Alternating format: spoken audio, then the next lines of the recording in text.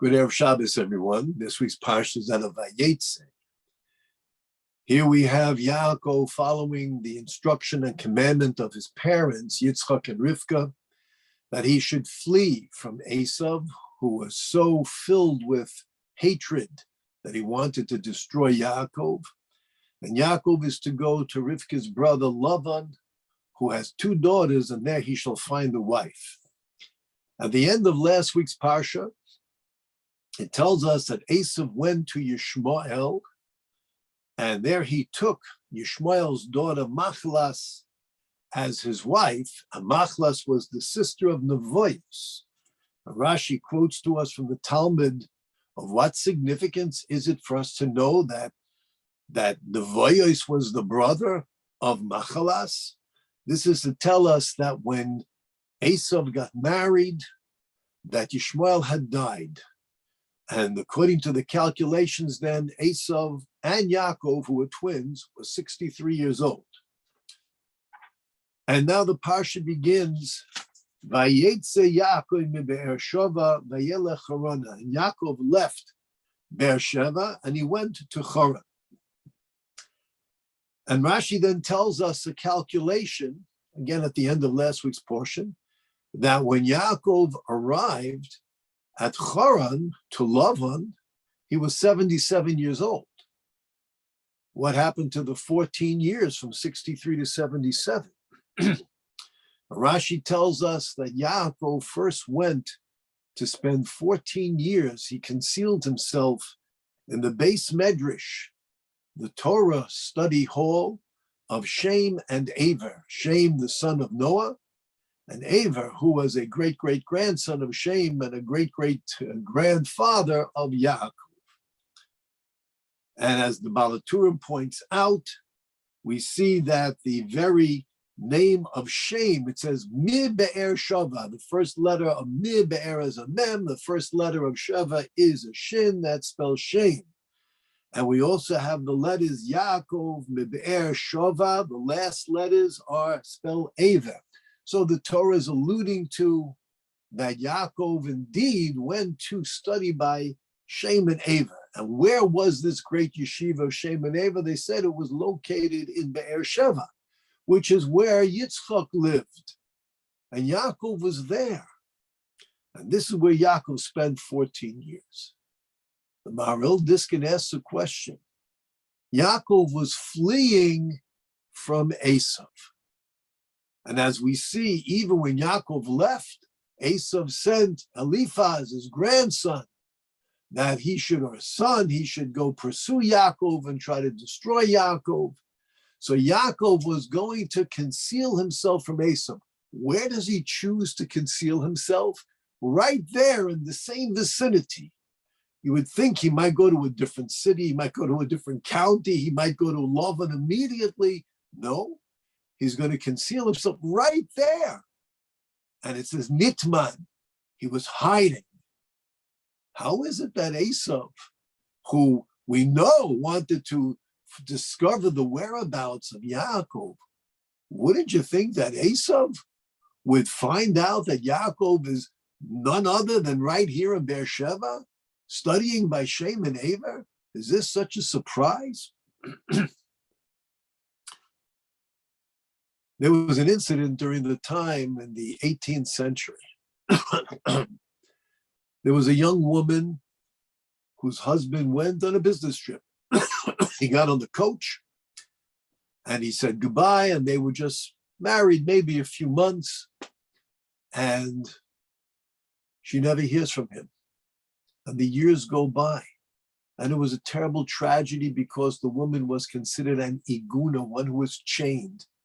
Meaning she has no husband, and yet she's not allowed to remarry because we have no knowledge as to what happened. It could be he's alive and she's still a married woman. We don't know what happened. 20 years go by. And all of a sudden there's a knock at the door, and he says, "Hello, my dear wife, I'm home."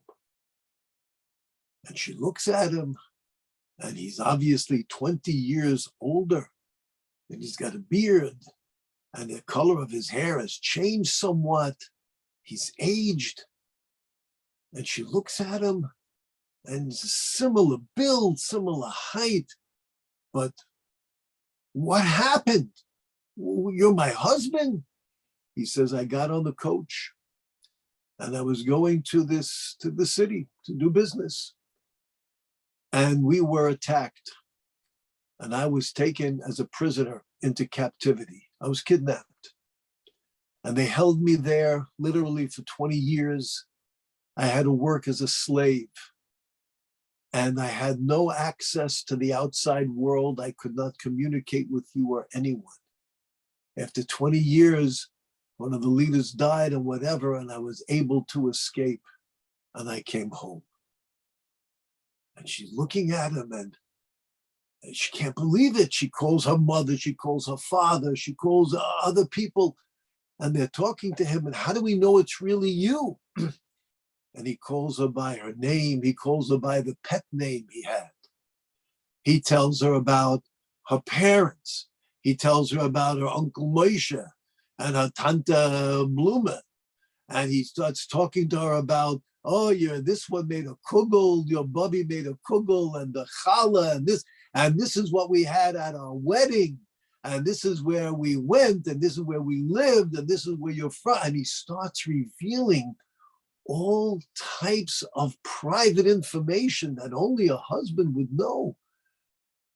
And he tells people, and he sees somebody, and he says, oh, Chaim, cousin Chaim, how is your business? How are you doing? And this and that and everything. And he says, everybody, this is incredible. We cannot believe it. 20 years we were mourning, 20 years we're grieving, and you're home. You're finally home. And they call the rabbi, and the rabbi, they say to him, look, can you believe it? This is a miracle from God. He's here. And the rabbi says, this is wonderful, but we have to have a compelling, positive identification. I mean, isn't this enough? Look what he knows. He knows what we served into. He knows what I was wearing on our first date. He knows, he remembers. He knows everything. The rabbi says, it sounds pretty compelling, but this is a decision which is a little bit above my pay scale. Let's go to the great Goyen, Rabbi Eliyahu, the Vilna Goyen in Vilna. The great genius, the great Talmud Chacham, the great Tzaddik. And they go to the Vilna Goyen, and they're all there, and the wife is there, her family's there, Uncle Moshe is there, Tante Blum is there, and they tell the Vilna Goyen the whole story and everything, and the Vilna Goyen says, okay, this is a wonderful thing. Let me speak to him for a moment.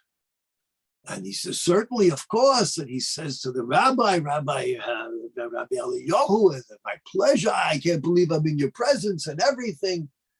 And he says, tell me, and he starts telling Rabbi the Vilna Goyen, and he's telling him all these details, and this is where they lived, where they went, and their business, what they ate, and what they were. They tell him everything. And the Vilna Goyen says, let me ask you one question. He says, certainly. Where was your seat in shul? And he was speechless. He did not know. And the Vilna Goyen turned to the family and said, he's an imposter. And with that, the man broke down in tears. He began to weep. And he said, forgive me. And they said, well, what is this? Well, how did you know? He said, I was on that coach. I didn't lie about the incident. I was on the same coach as your husband. And indeed, we were taken into captivity and we were kidnapped. And we spent 20 years together. And we were the only ones that we had, other than our slavery and our slave masters. And we shared basically every detail in life. But can I ask, Rabbi, how did you know to ask me that question? And the Vilna Goyen said, a person who could be the greatest deceiver, a person can be the most brilliant thief, and his mind will encompass and cover every detail. But when it comes to spiritual matters, Where was my seat in shul? That's not on his radar. That's not something that he considers to be essential and important. And therefore, you never asked that question, did you? You asked all the details about life and everything, food and vacations and business and who knows what. But when it came to spiritual matters, that you never asked. And he said, you're right. And he begged for forgiveness. But he did say, at least accept my testimony, that your husband unfortunately died 2 or 3 years ago. The Maharil Diskin says, how is it possible that Esav would not discover the presence of Yaakov right there in Beersheba where he lived? Yaakov is in the Beis Medrash, he's in the shul, he's studying Torah day and night by Shem and Aver. The answer is because Esav never stepped foot into the Beis Medrash. Esav was above and beyond that. It was not on his radar. As far as Esav was concerned, it was a non-entity.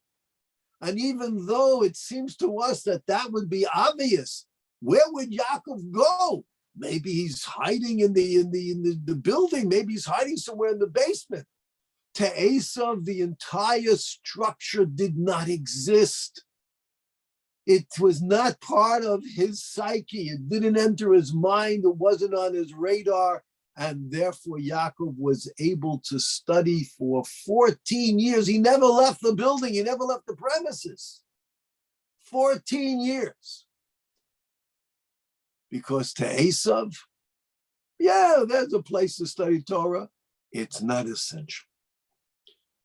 But to us, my friends, Torah, our synagogue, where we sit, our davening, our tefillah b'tzibur, davening with a minyan, attending a shir, even if it's by Zoom, this is essential. This is on our radar. This is on our map. This is on our ways as we're traveling. This is something which is first and foremost a priority. Where's my synagogue? Where do I daven? Where's my seat? What classes do I attend? What am I learning? To a Jew, this is essential. But unfortunately, in the world that we live in today, Torah, study, prayer, not only is it not essential, it is totally off the radar.